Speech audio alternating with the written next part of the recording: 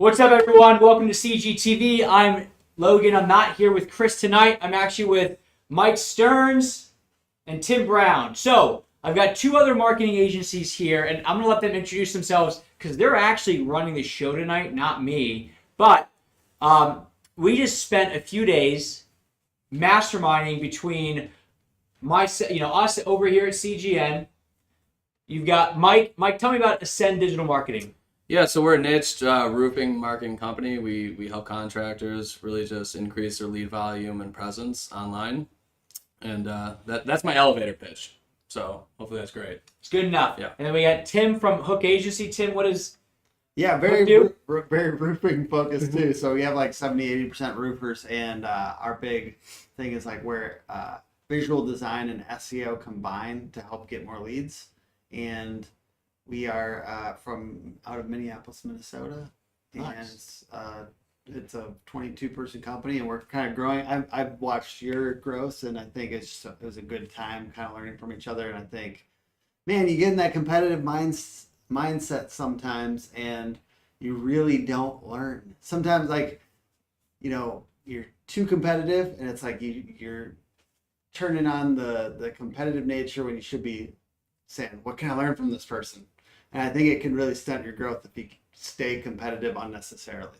Yeah, so we just spent 2 days going through a mastermind. And we also had Danielle from Builder Funnel, who is a remodeling, she's the president of like a remodeling marketing agency. So essentially it's 4 companies, home service based marketing, figuring out what are the different sticking points in each of our businesses that we can help with? What are the things that each of us feel like we're doing really well right now? So the idea is that by the 4 of us coming together, we'll figure out, the better ways to do what we do, serve clients, what's working, what's not working, what are we seeing, stuff like that. So it's been a fantastic 2 days, and these 2 guys actually are here in Charlotte because they've been doing this like nationwide tour called One Industry, One Model. Tim, this is your baby. Yeah. So what is One Industry, One Model? Yeah, so basically the main premise is it's trying to help contractors, roofers in particular, learn how to offer financing more and better. And as millennials, we kind of know that we purchase in a way that's a little different than maybe the older generations. And I think sometimes we're helping people make that transition to be like, it's okay to lead with payments.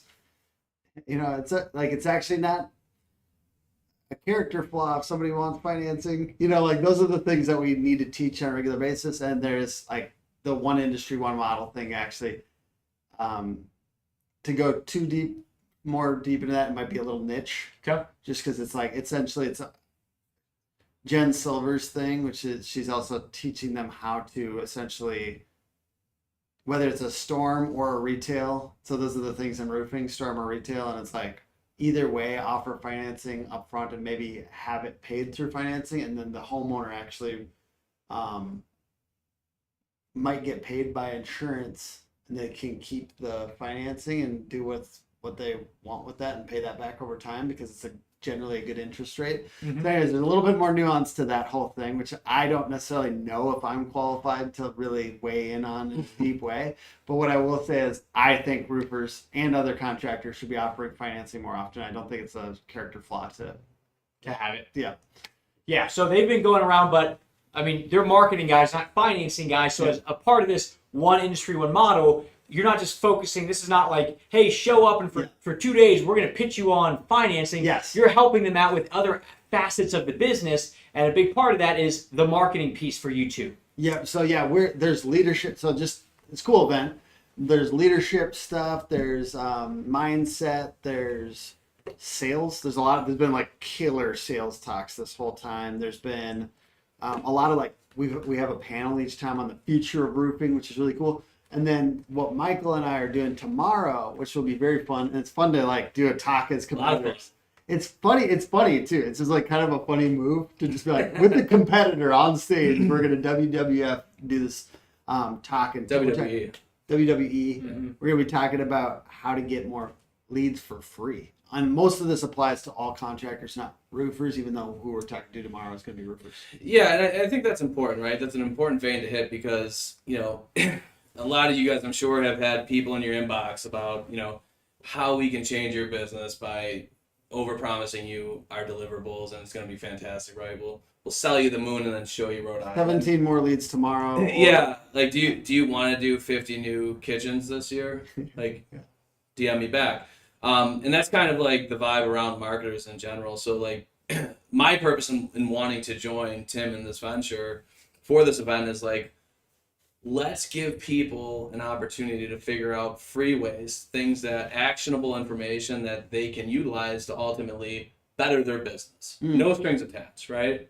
Because usually there's a hook, right? Subscribe here, give me this, and I'll give you that. It's a quid pro quo.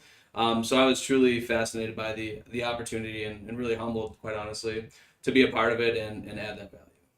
Love it. So what they're doing tonight for you guys is they're doing their presentation that they're going to be doing that people are paying money to fly into Charlotte to sit here and listen to like $400. We're one of the like 20 talks, but yes, they're spending some money and we're going to give all of it away here on the show. Okay. So he just diminished the shit out of his value. $400. If I were 20, you guys are about to get $8 worth of value tonight.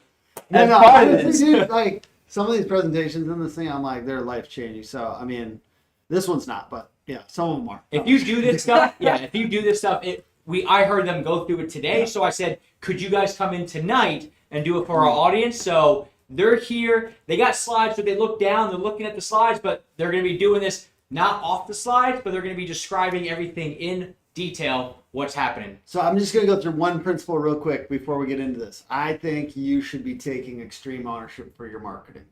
So I believe that no one cares more about your company marketing than you do. And if you think no offense, if you think you're going to pay Logan or Michael or I to care more about your marketing than you do, I mean, I don't know how much they'd have to pay. But it'd be a lot. Right? Like, what is a company owner's, you should be making some pretty good money. So you're going to care the most, right? Don't blindly delegate. I think you should be learning enough to be dangerous. That's why Logan always helps people read. They ask you, answer. You should be learning a little bit about marketing. Ultimately, so that when you do delegate, you have enough context to make sure that there's effort around the right activities to get the result that you want. And then the last piece of this extreme ownership, I think you should take extreme ownership of your marketing, is taking more responsibility than is comfortable. And it does hurt. It hurts, because then even if you have an agency relationship that goes poorly, God forbid, and I usually do like a little raise your hand thing, like raise your hand if you had a bad experience with one agency, raise your hand if you had a bad experience with 2, 3, 4, 5, and then by the time I get to 4, I'm like, hey, that might be on you. Mm-hmm. That might be on you. And if you get to the 3rd, 4th relationship, and the point being is it does take effort and energy to learn how to delegate properly as well. Yeah, it's worth noting. So one of these 8 things that we're going to go over as far as activities has generated a company $1 million in revenue over the last 12 months. So we'll talk about it maybe at the end. Yes, we'll tell you which one, but you have to listen closely. If you were here in person, we'd make you guess, but you're not. So we'll just tell you at the end. All right. Fantastic. So we've got 8 free ways to get leads, and we want you to guess which one has generated $1 million, okay? And comment below if you think you got to the one where you think it's $1 million, okay? The first one, let's get into it. Woo! Let's do it. Be in the top 3 Facebook groups in your area referring. So we've got a QR code directly to the Steel Creek in Charlotte. If you're in the Charlotte area, I know this is going national, so this is a little different than our. Oh shit, they're not going to be seeing the slides. Excuse me. They don't see the slides. Okay, so we have an example of one up, but the point is people are asking in these groups. Okay, Facebook groups. They're asking for, do you know the top pest control company? Do you know the top pond company? Do you know the top roofing company? And what I'm saying is every single one of these is an opportunity, and not just the ones with people asking about what you do. There's an opportunity to refer other home services businesses regularly, and guess what they will do in response? They will refer back. Yes, not every single time, but if you refer 3 a day, honestly, you will start to get a flow of these back towards you. And what the key is I'm not just asking you to refer tag the company. I'm asking you to tag the company and somebody you know from that company. And if you don't know them, it's time to get out and shake some hands. And yes, I believe in sitting down with people on a regular basis, sitting down, having coffee with people in your community. No, COVID's rounded down, okay? No more using it as an excuse to sit around and do nothing, all right? It's over. It's not over, but you know what I'm saying. So the point It's over enough. all right, get out there, shake some hands, buy some coffee, buy some lunch for people. I literally, my first month in business, I had a budget for like 15 lunches. I just made sure I got out. I need more word of mouth. I need more people on my side. I need more people one-to-one having these conversations. So you're mixing this tagging strategy with having coffee, and then the most advanced version would be like, I'm going to take my video camera or my smartphone, turn it on its side, or hey, for reals, not turn it on its side, and I'm going to go out and do selfie videos or whatever with these people and say, look at this small business crushing it. Look at this. I saw Charlie, this company from DreamWorks Exteriors, roofing company, who literally is just out here. This guy's cleaning garbage cans. Look at this awesome small business person. And that person is out around the exterior of the home. And some of it's the same referrals partners that would be great for you guys with pond guys and like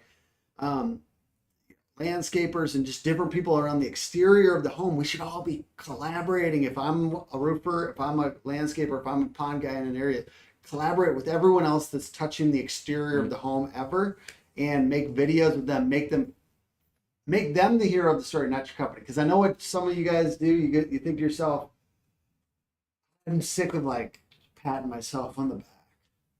Yay, I'm doing another post about how cool we are. Well, you don't have to do that. You can also pat other people on the back, and it looks good, and it looks, you're saying, look at this small business, and then you're also by inference kind of saying, like, we're also a small business. Hey. Refer to us as well. Yeah.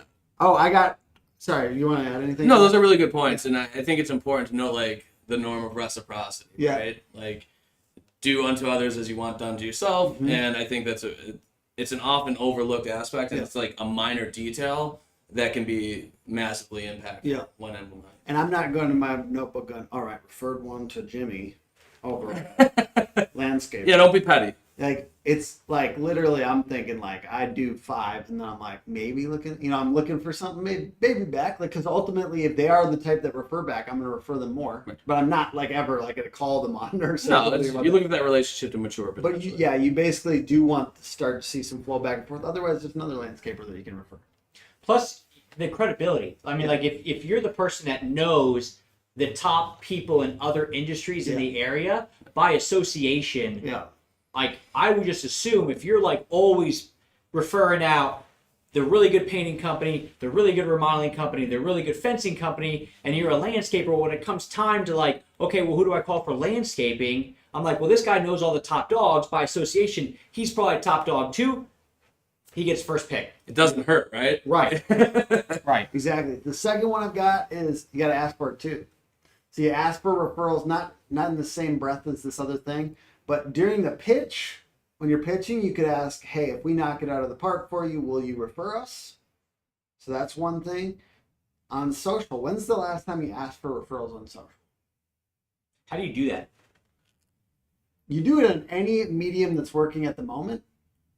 So I might use a meme. I might, a lot of times, a live or a reel. So those are the 3 mediums that work the best for me right now. I would use any medium that's currently working, and I would make it short.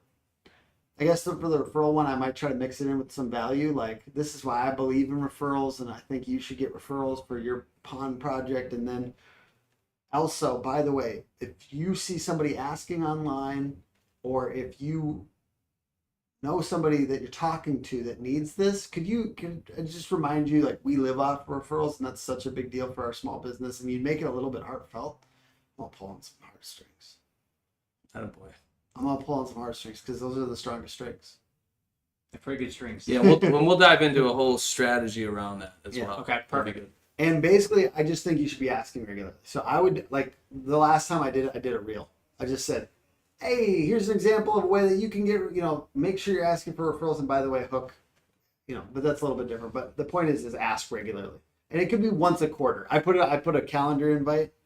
It says ask for referrals on social. And I just do something that day. And I just try to remember. It feels a little weird because it's like some of us are not used to actually throwing right hooks on social anymore. We're just so soft, like we're doing the jabs.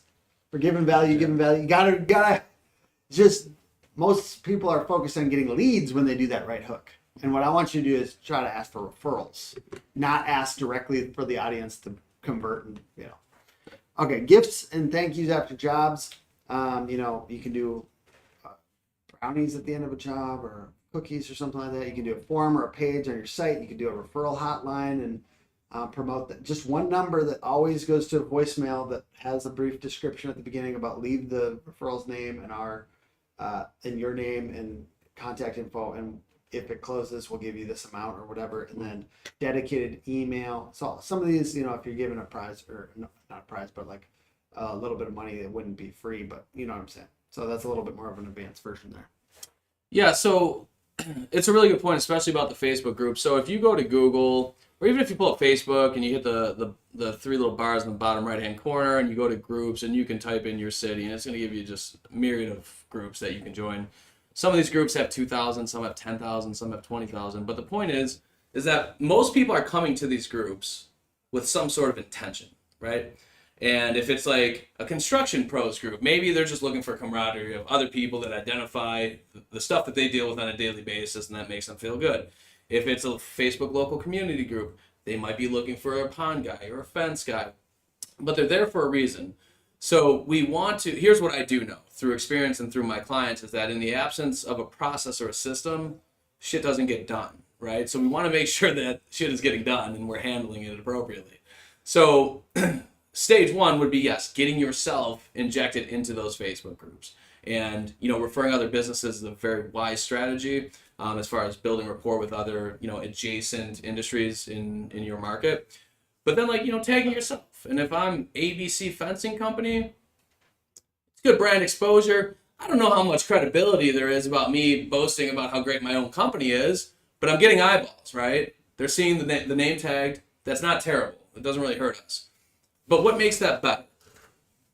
Now we get our salesperson in there or our salespeople in there. We get our admin in that group, right? So we get a few different people that are consistently tagging our company when people are asking for a particular service that we want to be found for. It raises the credibility. What's better than that, Logan? We get our customers in there. And this is where the process comes into play. So I found that a very effective way outside of using automations, which are fantastic, there's a few really good ones, but this is about being free. There's a few really good ways. You can mention them. We'll leave that for the next one. Okay.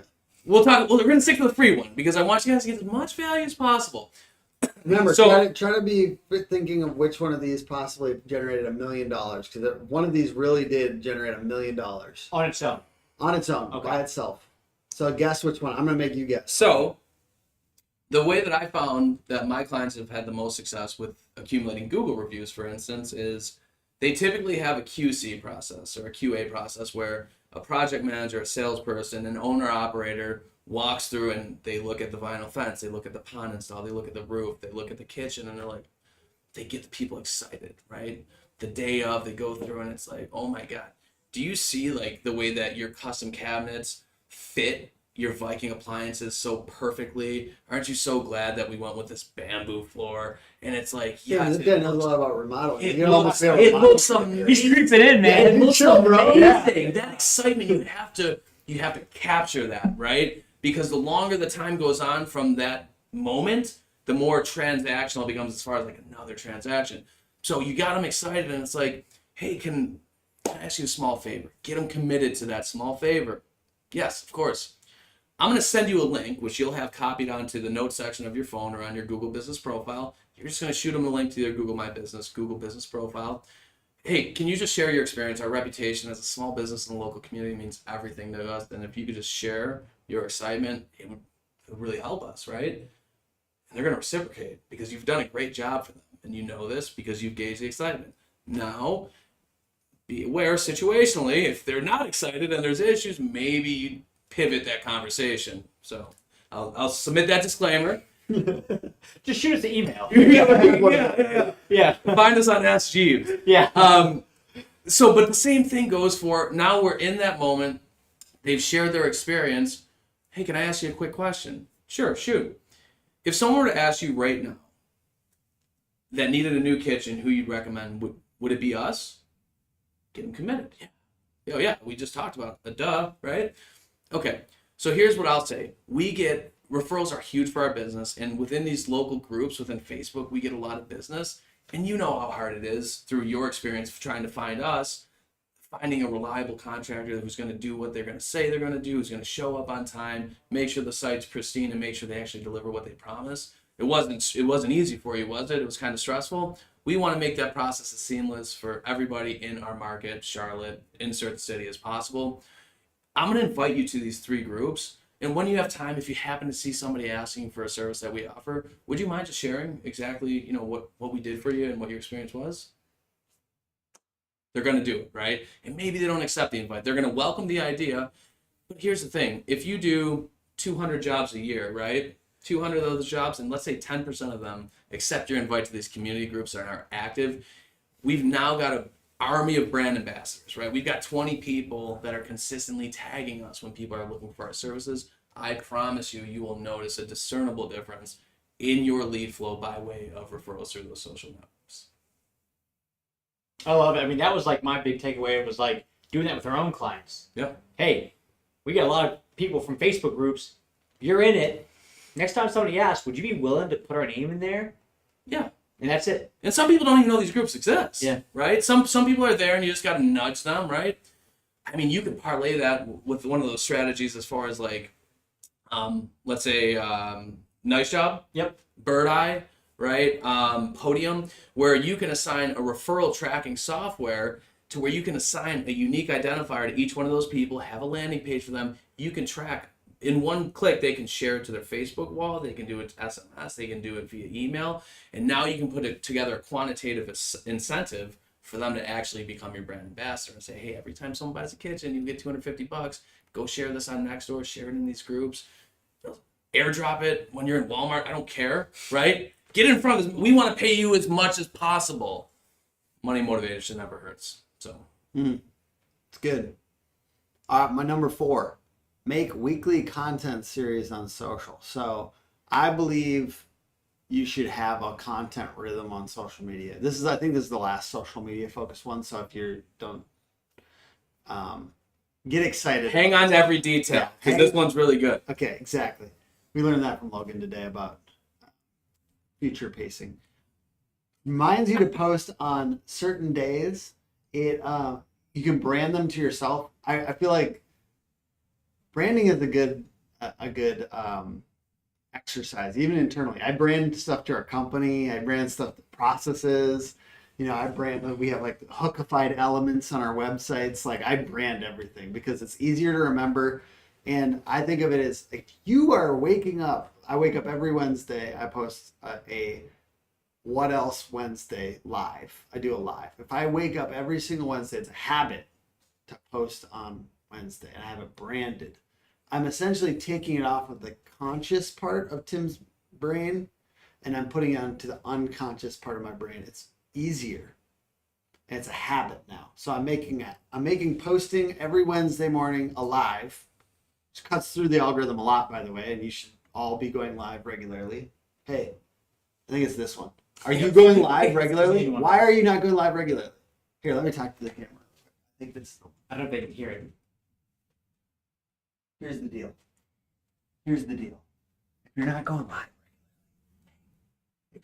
live regularly, you're missing out. It's like in roofing, they're really good at door knocking. You know what I mean? Like that's uncomfortable, right? But it's the most effective. It's one of the most effective ways to get in front of people quickly. And I'm not saying it's right. What I'm saying is, if it works, why are you doing? Why aren't you doing it regularly? Because it's uncomfortable. Because going live is uncomfortable. It's one of the most effective things to do on social media. It cuts through the algorithm. Facebook wants you to do lives because then it gets people onto their platform. It immediately notifies everyone that follows you. What? I'm going to take that every single time. And so, yeah, go live.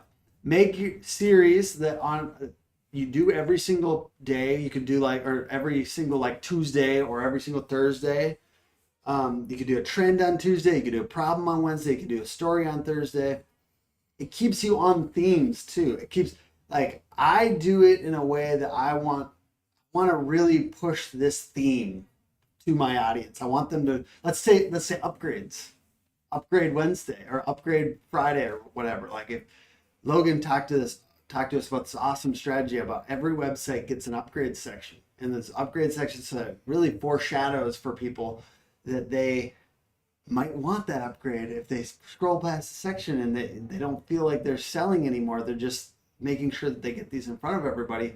You can make that a series. It's a really easy way to just remind yourself to do the thing, even if it's a little bit hard. It gets way less hard when you have a series. So that upgrade, so that would just be kind of like, so on all the websites, there is that section that just says like, here's popular upgrades that other people do as part of this service. So if it's a kitchen, it might be like a farmhouse sink. It might be some sort of flooring upgrade. It might be a custom backsplash. But what you're saying is maybe on Wednesdays, that's like, hey, this is our Wednesday upgrade series. So today I'm really highlighting this, farm style sink. Let me walk you through how amazing it is and why it's becoming popular nowadays. And you just kind of stick and move. Yeah. Now, what happens if let's say there's 15 upgrades. That's 15 weeks out of the year. What do you do with the other 37? Hey, that's a really good topic. This is a really good topic. You want to know why? Because one, find some more upgrades. Okay. Two, be okay. Like we could cover the rest with other upgrades that you haven't thought about a little bit, and you could literally use this. Half the time I'm creating content, I'm researching. That's why I feel like it's helped my business a lot to create content regularly. I've created like 1,000 blog posts in my life. I've created like probably maybe 500 videos or something like that. Literally half the time I'm researching before I do it because I want to be pretty sharp on that topic, right? Like, so I actually have to go up and look up stuff, and I get sharper as I'm creating content. So that could be the other half. We could get to maybe like 26 with that by researching new upgrades. And then I'm going to repeat. Because guess what? People didn't see the last one. This has helped me so much on social media. People don't see or care about you at all. I just reposted this on my Facebook. If you guys saw me on my phone, that's what that was. I was reposting this live video. It's so funny though. Like no one in my audience is going to see that. It's the algorithm. It's the fact that most of the stuff you say isn't that important. It literally frees you up there though. Like you literally start to go, no one cares. I can say the same thing like at least 7 times. Don't retire it until sometimes. I'll figure that out when it happens. But I'm doing this What Else Wednesday thing every single time. I just did a repeat and I do look for fresh stuff. But like I will repeat myself, and most people won't see both. And most people won't see the third one. And most people won't see the fourth one. You need to keep saying the same things. And honestly, we could all stand to kind of simplify our messaging even more and repeat ourselves more. I think in marketing, I think that there's such a thing as content fatigue. Like when you see that commercial for like the 10th time, you're like, God dang it, I get it, M&Ms. But like there's also something where I don't know. I didn't see it. Not everyone watches every time you do a live. You know what I mean? Not everyone watches every time you do a meme. Not everyone watches it every time you do a reel. So basically repeat yourself and do it 5 ways, too. Like, and also, I've had steak before, but I want another filet mignon. You know, if it's good content. And they don't remember that. You remember what you posted today 6 months ago? I have no idea. Right. Like, and even if they saw it 6 months ago, I repost stuff. Yeah. And it's essentially like the same verbiage, same stuff, because like you still got to take photos of your projects. Yeah. Like, I don't know how many like new cute ways I can say it aside from you got to take photos. Here it is. Here's the reminder. And people watch HGTV. I know your audience loves HGTV buyers. No, but like ultimately they watch it's the same story half the time. It's the same story. Yeah. And a lot of people, they love Dave Ramsey. Dave Ramsey's got the baby steps. Those things haven't changed in however long he's been around. Yeah. So like he just repeats the same stuff over and over and over, and he's good. So. I do think like you mix in a little bit of motivational, inspirational too here and there. Like I think that's helpful, and it's like I will always want to consume that as a person consuming content because sometimes it's just fuel for the day. Yeah. You know what I mean? So motivational, inspirational stuff. I think you can always mix that in to freshen it up. Yeah, I think also like reviewing things is always a good thing. Think like your customer, right? And like you had talked about this a lot over the last couple of days, as far as like how people act behaviorally when they're going through the buying process, when they're working with your clients. Lay that out. So if you can put yourself in the shoes of your customer, take yourself out as the authority and everything that you know and all that knowledge that you've gained over the years, remove that for a minute and think about the typical homeowner that's going to need your services. What are the questions they have? Think about when you were out selling, or if you're still selling, what questions do you get? What objections do you get? Take the opportunity in those lives to address those objections preemptively, right? And you can do that on live. You can put that up on YouTube, right? Write some nice descriptions about it. Maybe link it into a blog article. I don't know. I've been loving that strategy from Marcus Sheridan with the objections thing. Like every time, so there's a lot of kind of OG sales strategies around get to know. Like you want to get to know so that you can ask why, and so you can learn. So the next time you can help the no be more likely to be a yes. Right. So much because he told me to write down every objection that I hear more than once, or I was just writing every objection down. I made a spreadsheet, every objection, and then I made a video about every single one. And then I've started to make the second version of the video that's nicer about them. And I think like that's such a fun experience. It actually makes you excited to hear no in the sales process. And that's a very good place to be. If you get excited about no, if you can get excited about no, that really makes you stronger as a salesperson. It sounds crazy, but I think it really helps, especially because you have to ask why. It's not just good to hear no. It's good to hear no and then ask why, and then literally keep on building your strategy based on that. And and then you can leverage that for, like I said, blog content, right? Like that's going to be really compelling content that like someone like Google, a company like Google would find really helpful for people using their search engine, because these are things that people are legitimately, they're not just asking you when they're at the home. There's people researching these things online before they call a company out, right? So getting ahead of that, putting the video in that blog. We're getting a little off topic. No, this is a really good diversion though. Yes, it's super often overlooked, and it's a great opportunity because it's a lot easier once you get used to being on camera a little bit to shoot that video that might last a minute or a minute and a half, and then transcribe that content into a Google Doc. And then one more thing, you can take that video if you put it on YouTube, and then you can send it out to somebody anytime they have that question to give them more detail to that question. Yeah, make sure you mash that subscribe button. Hey, you guys follow Send Digital Agency on YouTube? I don't know. We'll find out. I would if I were you. There's very good actionable tips on there. All right, let's hear about this top-down approach. Yeah, so this is going to be geared specifically to roofers. So if you're rethinking your career path and you want to become a roofer after that, I apologize. I bet you that there's principles in here that will apply to There are. So we want to be efficient in everything that we do, especially in business, right? We have our time, which is a resource that we have that we can't replenish, right? If somebody keeps screwing up the install of a job, we can fire them and get a new employee. If our admin isn't answering the phone correctly, we can coach him, and then get rid of them if it doesn't work out. Hopefully it does.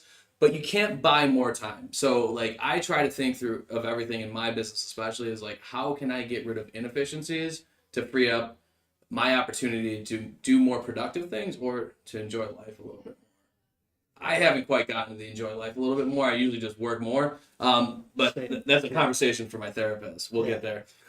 So a top-down approach, right? So if we can access 10, 50, 100 people to sell to, in essence, by virtue of having one meeting, that would be a really efficient sales strategy. And the good news is that opportunity is afforded to you. So when you're a real estate agent, you have to like hang your license in most cases at a brokerage, right? That brokerage is responsible for the agents underneath their umbrella as far as, ethics and what have you. So you have to do that for a couple of years typically. I'm sure it varies by state. In New York, it's 2 years. So most people in roofing have had a less than desirable experience with real estate agents because they get a real estate agent that calls them and they're like, I need a free inspection of this roof yesterday. Can you come now? And that roofer knows the likelihood of that real estate agent turning into a client is like next to nothing, simply because they don't even have the house under contract yet, right? They're not even a client. It's a potential prospect, right?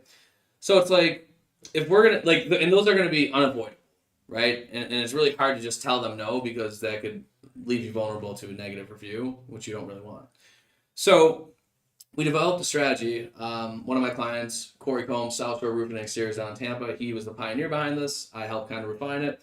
But with that being said, he accessed at the brokerage level, empathizing with them in order to get in front of all of their real estate agents. So in order to empathize, he had to understand what the problem was. Like, what pain point does a real estate agent, real estate brokerage, and their customer... I think I just want to cut in real quick. It's who has access to your customers at scale? What group of people has access to your customers and could be like a dispersion group? Right. Yeah, it's a really the good influencer. Yeah. Yeah. So you've got these three people: the brokerage, the agent, and the customer, right? And they all have a common pain point. And like, what is that pain point? And that's where a lot of people miss. So if you're not familiar with real estate, I'm a real estate agent. I hate practicing real estate. I really don't do it. I've helped some people out, but I stray away from it as much as possible because I'm just not a fan. But I have a lot of friends that are, and I do have some experience in it. And the process goes something like this. You're prospecting for clients. You're meeting with people, hoping that they'll allow you to list their home and sell it. If they agree to let you list their property, you've got to do all these things, right? So there's like 30 different documents. You got to fill out property disclosure statements, lead-based paint act disclosures if it was built before 1978. There's COVID paperwork. Like, there's all these different things. Like, is it septic? And there's like 100 different questions. And like, it's taxing on the soul. It's not fun, right, as an agent to do all these things, but it's part of the gig. Okay, so we get that done. Now we've got to stage the property, right? We got to take photos, videos. We got to take some drone photography, likely. Once that gets done, we list the house. Great. Now offers start coming in. We've got to vet all these offers. We got to figure out what's best for our clients, right? Which of these offers make the most sense? And then we've got to get our client on board with which one of these offers make the most sense. And that's not always as easy as it sounds. Then, once we finally accept an offer, here comes the overzealous home inspector who loves killing deals, right? And he's like, your roof's shot. Your foundation's smoked. And like, home inspectors aren't as qualified to make a statement as such as like a roofer, a foundation contractor, because something that... I think they have to say it because like sometimes they have to say it just in case something does happen. I think it's like a fiduciary thing where Right. like they're like obligated. So they had to say every like little tiny chance of something. So now let's imagine that experience from the customer who's listing that property. Here's how this plays out, right? You've got issues with your roof. If I'm representing the other person, the buyer, I'm licking my chops, right? Because now this is an opportunity to start haggling. Like, roof's dicey. Like, we're going to pull back our offer. We'll offer this, right? Or we're just going to walk away. And that doesn't benefit anybody on the selling agent side or their brokerage, right? It's just a shitty experience for their customer. So, like, how can we solve that, though, right? How can we stop that from happening? Do a pre-sale home inspection. Real estate agents don't understand the value of working with a legitimate, trustworthy roofing contractor. If you've ever had to call a roofer out for a $300 repair in the thick of the roofing season, it's nightmarish to find somebody that's going to do it, let alone like actually do the work that's going to put your roof in good condition. So if you have somebody who's in your network at your disposal prior to you listing a home for your client to say, you know what, we'll come out, we'll do an inspection, we're going to do a report for you, and we're going to prioritize you. Because of our relationship, we'll prioritize your client's needs. And while we're up there, we'll seal those 3 shingles, or we'll throw those extra 2 shingles on that blew off. No big deal. And here's proof that when it comes time to inspection, your roof is suitable to protect this home. It's like a certification. Yeah, right. Yeah. Now that's powerful because now you take that's not going to derail their deal, which is what they care about as an agent. Because again, it's not a good experience for their customer, and in real estate especially, big time referrals, right? Like, they operate almost exclusively off of referrals and not like Zillow and things like that, but it's huge. So if you can get out in front of that and take it a step further, what we talked about with the Facebook group, maybe you invite them to those 3 Facebook groups, those 100 real estate agents you just pitched by virtue of landing one opportunity with a real estate brokerage, invite them to those Facebook groups. Let them talk about how great you are as a roofing company, right? So now your army of brand ambassadors went from 20 to 30 to 40 to 50. All the meanwhile, you're adding your new customers into that group. Next thing you know, you got 100 people talking about how great your company is. What's more credible than that? I dig it. So number 6, I'm gonna go on to the next one. Number 6, master the Google business profile. So some of you guys are taking this seriously, some of you guys are not. I think investing in high quality photography of some key jobs. You want to go aspirational. I think some people go too aspirational, like especially the home builders are so proud of that one job. I don't know how you feel about this, but I like going after that like mid premium house that's like That's the issue. So Yeah. what a lot of people will do, especially in like the more artist based industry, Yeah. is because for them they're like, well, this is not good enough for my portfolio. Yeah. And I'm like, that's fine, but that was potentially, not a once in a lifetime job, but you may get one job a year like that, but the other 99 jobs look like this. So and you don't want to make people. You want to show what you want to grow, and sometimes those giant ones, those really crazy ones that you tried a bunch of new stuff on. And I've talked to. I mean, I used to do a little bit more remodeling marketing, like. They're actually not that profitable because you're trying a bunch of new stuff, and you know what I mean. Like, there's a lot of like big jobs that Yeah. are like, yeah, we charged $350 for this kitchen and it cost us $400. yeah, And exactly. it's like, all right, but yeah, they I mean, want you can they get want that to show now, but they want to show like the P Diddy house. Yeah, When in reality, like most people are just Sean Combs. yeah. You're like, pretty good. That's Yeah. pretty good. I don't think our audience gets it, but it's pretty good. I'm not your employee, so that was a genuine laugh. Thank you. That's how you're about how your employees laughs. It just As a business owner, you get every laugh, and then Yeah. you say the same joke when you go home to your wife, and nobody finds it funny at home. And I'm like, Audrey, I had 14 people laugh at that today. yeah, So, but they're employees, so it didn't really count. yeah. Chris is behind the camera right now. It doesn't. If you're laughing at his joke, I mean, you probably don't have to laugh at his jokes anymore, but No. He's past it's not always real when an employee laughs at a boss's joke. Do me a favor, real quick. Roast Logan real quick, you know. Logan, he looks like he could be a Who babysitter. It was pretty good. I don't know. That's pretty good. That was good on the spot. I'll take the Who thing. That means that you've been thinking about this for 2 days, though. I have not thought Yeah, about it once. he's been thinking about this for 2 days. Yeah. He looks like a Who. I think my wife looks like a Yeah. good Who sometimes, so that's not really the worst diss for me, bro. All right, number 6. Google Business. What? You have Are you roasted- roasting me as well? Yeah. You didn't roast him? I'm gonna set this one out. Logan said, "I'll do 2." No, Logan said he man. was the funniest guy you knew today, bro. I think he was serious too. That was also in Greg's Best Man speech. That was like I do find myself very funny. Yeah. I don't always show it, especially when I'm in work mode. Like it's like you won't see that side of me as much. But my favorite humor is either it's essentially it's making fun of people, Yeah. whether it's myself or somebody else. So if you also enjoy that humor, you're gonna love hanging out with me. Yeah. But if you don't, which is most people, they don't like to get made I feel fun like I of. didn't get a lot of that. A lot of them were very subtle, and I think they just went over your head. No, Yes. Okay. Okay, business pro. Let's get back to the Circle back to value. the roast. All right, we'll keep on mixing roast throughout. So, high quality photography. I really think you should be leveraging the people on your team to get more reviews. So reviews, big one, obviously everyone knows. But here's a little bit of a way to increase the statistical likelihood that somebody will actually leave that review.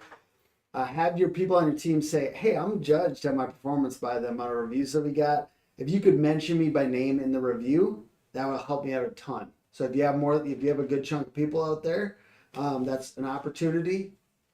It's obviously for people with the team, but I think mention me by name increases the percentage. Comprehensive. So if you go to your Google business profile, you look at the back end.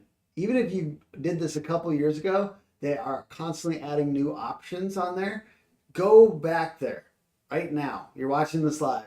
Go back there. Sign in. Look at all the options. Are they all filled up?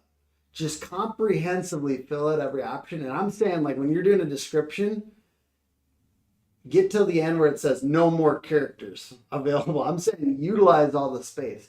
Maybe the front end is like a very clear value proposition pitch, but on the back end, hey, we also offer and have services. And I want to let Michael talk about how you can be leveraging those services on there. Yeah, it's a really good point, and it's one that's not it's not like flagrant when you're in there that it's like, oh, I have to do this, right? So you can go in and you can add all the different services that you offer under, believe it or not, the services tab. But then within that, you can click each one of those services, and then you can do a 300-word description as far as like what that entails, and that's a great opportunity. Do you have images on those? No, Oh. no, it's just you can do products, Products. which you allow to put. Yeah. Yeah. Do you do that? Do you suggest that for clients? Yeah. Why Product? not? Yeah. Yeah, just don't be the guy that's like, okay, I'm going to put 50 services in a products page to try to hack the system, because you'll regret it if your account gets banned. Yeah. So, in Google, they have a tendency to shoot first, ask questions But later. all You don't this want the content- smoke, I guess is what I'm saying. Google eats content though. So think about this. Everything you're doing to shovel content into these things that's, within reasonable amounts, like essentially you're making that more likely Google's going to show, because it doesn't know all your, surprisingly, unless you give it the information, it doesn't know all your services. Yeah, and by the way, guys, like when if you're posting stuff on Google My Business, Google Business Profile, Logan had made a point of talking about how important pictures are. Take those pictures, write about the job. It'll take you 15 seconds. You can even hit the little microphone on your phone and talk it into there. Dictation makes it really easy, because I get the objection all the time, I don't write well. Well, then talk it out. And then you can choose to select a learn more link as the call to action and actually link it to the page on your website to send the traffic there. Ask common questions. You can ask them from a different profile. We were talking about, they ask you answer common objections. Let people get a little further down the sales funnel. We always want them to, like, you're at the top of the funnel, you have the slight interest, give us your email. Like, I don't want to give my email. The way people value their email, I saw a study on this, is like they value it as like they need $10 worth of value to get their email on average. $10, and it's probably higher. It's probably gone up with inflation. It's probably like $20 by now. So $20. Do you have $20 worth of value? Your white paper ain't worth that. Your pricing guide might not be worth that. I don't know. But the point is like you need to give more of that information up front, more and more these days. People just expect it. And you can do that through the the questions section of the Google Business Profile, as well as on your blog and your videos. Yep. And then I think you should be posting weekly or at least one a month on Google Business Profile. And I think a nice way to do it, depending on which service, design build, maybe not, but like maybe for ponds and roofs, we could probably do like a time sensitive deal that expires at a certain time. But what if we're doing like a custom home, doing like transitional stages of the job, right? Like, So with the photos, or yeah.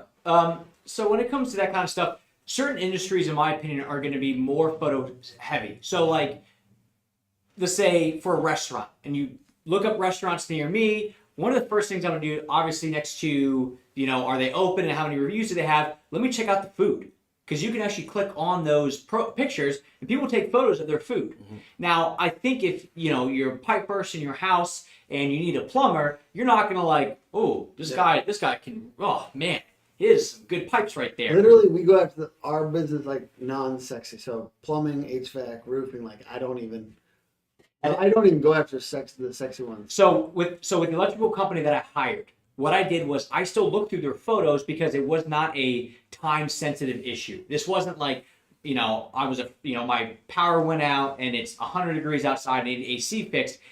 But they had a nice photo of their whole team with their vans in the background. Mm-hmm. Right? So I'm like, okay, immediately, this is a very professional company. Yeah. So even on those non-artist, sexy, like, here's 40 pictures of roofs, like, it's not going to hurt you, but I don't think people are going to be like, ooh, this is my company. No, they're looking for professional. That's what they want, right? And a lot of that, especially on those, I don't think most homeowners know exactly how a roof should look, but the quality of the photo is going to probably dictate a lot of that, because if it looks like you took this on a Motorola Razr, it's not going to fly as much anymore. Oh, sorry. 2022 with a 2002 Motorola Razr, but especially in those visual industries, those photos, I've never heard a contractor who is in a visual industry that posts a lot of photos on Google Business Profile and says, you know what, we post all these photos, but I don't really see much value in it. every single person that takes the photo section of it very seriously has come back and, because like again, for me with all the Google Business Profile, what Google is doing is they moved it from you have to log into the app to update it to now it just connects to your Google Maps. Right? And we all have Google Maps on our phone. And the way I interpret it is if Google's making it that much easier for the average business owner to log in and update it, that is their roundabout way of saying, do this stuff. And like like I think when in some of your guys' industries that your company has like primary focus on aesthetics is such a big key. So you want it to be 100%. high professional photography. I think everyone should spend the money on that. But on Google Business Profile, sometimes those running and gun photos might even do better in a way because like for your Google map ranking because there's more like metadata on the photo. I see. So like Okay. literally like there is some benefit of literally you take that photo and upload like from your phone without it being like the perfect photographer shot because there's metadata on There's the like the location. geotagging on it and stuff. And I'm not like a massive like I don't think you should go out and try to like do fake geotagging on images, but I think you should absolutely occasionally do those just iPhone shots. We do a lot of those. I mean, those help. Hell, even for us, we got that Inc. 5000, Yeah. and you get a logo with it. I uploaded that to our Google Business Profile. So like, it's a mixture of like our team, websites that we've done, Inc. 5000, stuff like that. Yeah. My stand up, maybe I'll put that on there. I think that'll win a couple people over. Maybe. Hey, I would listen to that stand up. It's I mean, very good. I appreciate Unfortunately, I that. think a lot of it would go over everyone's head. Probably. The humor is so nuanced and sophisticated that, I Just did only maybe heard bring the feelings that. first. Yeah. Yeah, definitely gonna go over that. If you heard the feelings. So the next thing we'll talk about is like, This is the last one, by the way. yeah, last but not least, is aligning with a competitor in your market, at least one. And so the first thing I'll talk about is I don't think everyone should view every company as a competitor. So for instance, if you're a roofing company and you predominantly are doing shingle roofs, like a company that does predominantly specialty metal roofs isn't really a competitor, even though you're both roofing companies. That's a great opportunity for an alliance for you guys to create a referral network back and forth. Same thing if you're a plumber and you do a lot of like service work and it's like you don't do full digs, like maybe you partner with like an excavating company, et cetera, et cetera. So it's like, first of all, identify who your competitors truly are and give it some thought. Because even if you are like a legitimate competitor, you do a competitive analysis, you're like, yeah, this guy is who I most closely compete with, right? He and I, right? There's a lot of value in us aligning. So we have some like common principles that we share and like the customer experience, doing what's right for people, doing really quality work, right? And taking somewhat of a non-negotiable stance on that. And I value that in Tim, and I feel like he values that in me.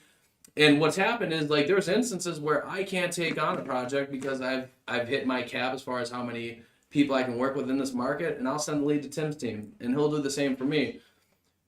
There's times where like there's just so much work coming in. You got so much, Right. and I'm sure home services business. We don't want to turn it away, but if you're 6 months out, 8 months out, 12 months out, it might make more sense to like have close competitors that do great work. too. Yeah. Like, that's it. And now if you're doing $130,000 kitchens, like people are likely going to wait around for you much longer than a $10,000 roof, right? Mhm. Because like that's a much more specialized job that they're only going to trust like maybe one or two people with, I would say. Would that be your experience? Yeah, I mean, yes. So like the higher price point is going to be more specific, but at the same time, most people don't come in thinking like I'm gonna, my budget for this kitchen's 130. They're coming in thinking like maybe I'll spend 75 or 80, and then you hit them with 130. And by the way, I can't start for another year. Now that's more money they wanted to spend, and they didn't want to wait a year. They wanted to be in this thing in 6 months, and now you're saying, well, you can't get in it for 15 months. It's like 2 strikes against you. Right. So you better, be really freaking good at like, I don't know, selling the outcome. But even at that point, I mean, that's a tough. It's an a uphill tough battle, sale. right? And we don't want to fight uphill battles, but it's like it would be great to be careful with who you refer to as well, because it's going to follow you for better or for worse. If that outcome's fantastic, it will benefit you, and if the outcome is shit, believe me, you'll hear about it. Social capital too. Yeah. You would lose it. Yes. If that was your friend and you referred them away, and then it could literally hurt your friendship, right? Yeah. If they were not good. Yeah. So I think that's important, and I'll talk to roofing because like we know roofing really well. if you're a GAF Master Elite contractor, you have a common bond with another GAF Master Elite contractor. And I'm sure with HVAC, there's like Train or Carrier, whatever these manufacturing Yeah, companies are. like, There's if different Yeah, levels. I was just want to like kind of like to this audience, the remodeler, design, build, pond. I know you have a lot of pond, those types of people. I would say it's like you have a certain way that you do things that you feel like is right, and there's another contractor in your area that they also do things that way and they feel like it's right. They don't, Yeah. and you know from seeing their reviews and maybe seeing some of their jobs, they're pretty well done. That's like the ones that you'd want to spend time on. Yeah, I think a lot of people like just have an intuitive reaction to view that as a threat, right? Because like you might know that you're losing work to this guy. Like I know for a fact I lost 3 jobs to this guy, and like that could piss you off. But it's like at the end of the day, there is plenty of work to go around in the market. And if you guys can collaborate in a way to share insights with one another to make your business better, I'm not saying you have to show them every card in your hand. Think about it this way. If you guys can find a way to create content to discount the lower quality contractors in a very strategic way, I'm not saying to trash talk anybody because that's a really shitty look for you, but if you can just bolster the value of working with a really quality oriented company, you're helping dismiss the likelihood that people are going to choose that lower end contractor. You're educating consumers in a way that's going to naturally make them gravitate towards your higher end services. And I would say on average, if I just think about and it's roofing, but I'm guessing there's No. I mean, this stuff all applies. I mean, like, yeah. it's like, probably a correlation with other like There is. kinds of contractors. 100%. If you think about like, it's usually the lower end people that get so competitive and like weird and nasty, Race the bottom. or early because you think when you come out the gate you're like, I'm gonna be the best. And you're not like a bad, you're like, right? You go like that, you go, ah, and it's exciting and it's fun. And I do think for roofers too, we've got a lot of guys that's like, it's a fun, like they have to compete with they kind of feel like they're underdogs in the corporation, the insurance companies, they got to fight. There's this chemical reaction to fighting. It feels good. Mm-hmm.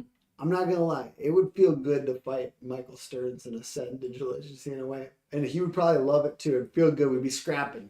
And it would feel good, and we could probably do a boxing match and get through it. But like ultimately, as you mature as a business, you don't have to do that anymore. You shouldn't do that anymore. And if you're in an abundance mentality, I really believe this. If you not just abundance mentality and you didn't do a crazy ton of work to do it, but we're talking about like, I've been a workaholic for 7-8 years now in this particular field, and if a lot of these contractors have been doing that, and there is a lot of work to go around. There's not a lot of work to go around if you're not doing great work, but if you're doing great work and you put in the work, you put in a lot of extra hours. Usually there's more jobs to be had, and if you think there's not, pivot a little bit, I guess, into a service that there is more. Like, are you the best fit for every roofer out there? Absolutely not. Are you? No. All right. Say I service like 1/10 of the market. I mean, like, Seriously. Yeah, I think of 2 out of every 10 people that come they come in wanting our services.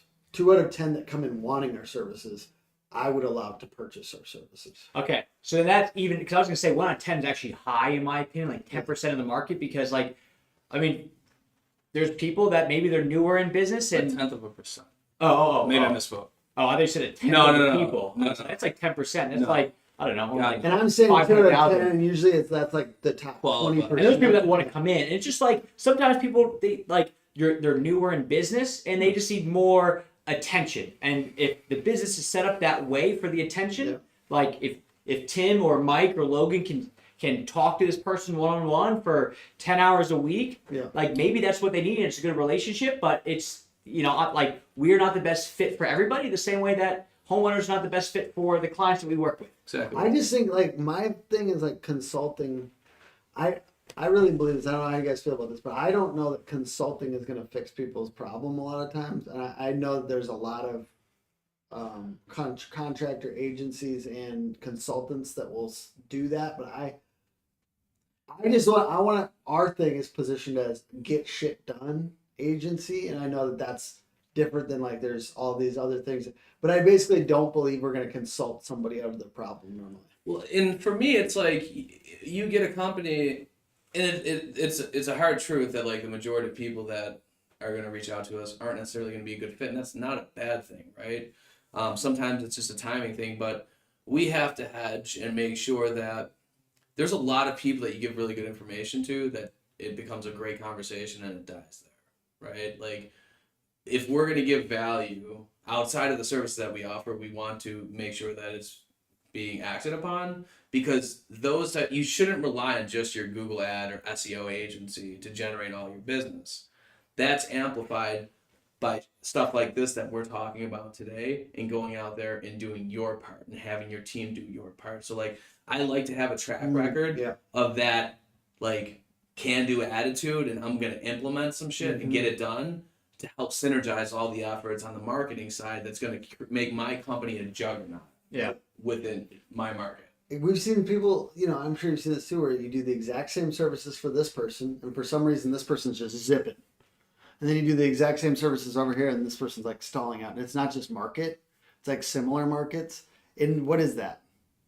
It's usually, I see people applying effort at the same time they're applying money. They're not just saying, I'm going to throw money at this problem and then it's going to go away. They're not just checking the box. They're not just checking the box and then getting out and saying, I'm not going to post on Facebook because you should be able to get me leads. Or, oh, sorry. I was going to say, like we, and we used to, I used to do like a ton of role plays with contractors, and there was the whole like point system. So like back when like the, you know, like Reaper's like Battleground was like part of the CSA, and it was Contractor Sales Academy. They gamified sales role plays, because that's like the best way to, you know, to get better at sales is first learn it, then role play your ass off. And I would role play with somebody, and we would practice a few different times. They're like, well, that was like what, 4 role plays in one, so is that like 4 points? And I'm like, you know what? Like if you want to count that as 4 points, that's fine, but like you can win this karate belt as like your reward, but like you're not gonna actually sell anybody anything if that's the mentality, which is simply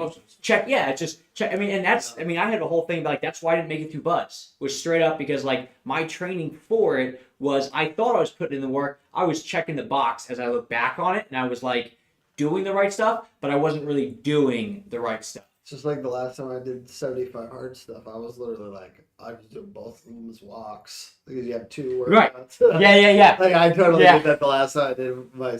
It's like Yeah, and it's like, if you're a young company, be scrappy, right? Don't be afraid to get out there and mix it up, because like I think it's probably in your best interest to like adopt some of these philosophies, and there's a lot more out there. Tim with the Hook Agency, they've got great content on YouTube about this stuff. Is like, get out there, be scrappy, get shit done, like Tim said. And it's like, don't make excuses as far as why this isn't for you, right? Like this particular thing. I can't do Google Business Profile. This won't work for me because of this. I've heard that feedback over the years a lot. Like, yeah, but that's in that market. I mean, that doesn't apply to me. Or that's a roofer. I'm an HVAC or guy. I'm doing really well already. Yeah. That's the other thing. Like my thing is like, what if you're not? Yeah, I don't need leads now. I'll need leads in November, December. So can we start SEO then? Or even 2 years from now, because it's been good for whatever reason. Yeah. And I mean, my thing is like, dude, you need more. You need to get bigger so that when something hits us, if there's a big recession or something, like, I know that people are saying it's already here, but I'm saying like, if it got real bad, like you need to push harder now to make this stuff. This is actually the best time to do it. Like when stuff's still booming, like it's because you can always get all these leads and like say no. Hey, look, we're busy. Hey, exactly. And you should be. You should be saying no to a lot. If Yeah. you're not, when it dries up, it's going to be sad.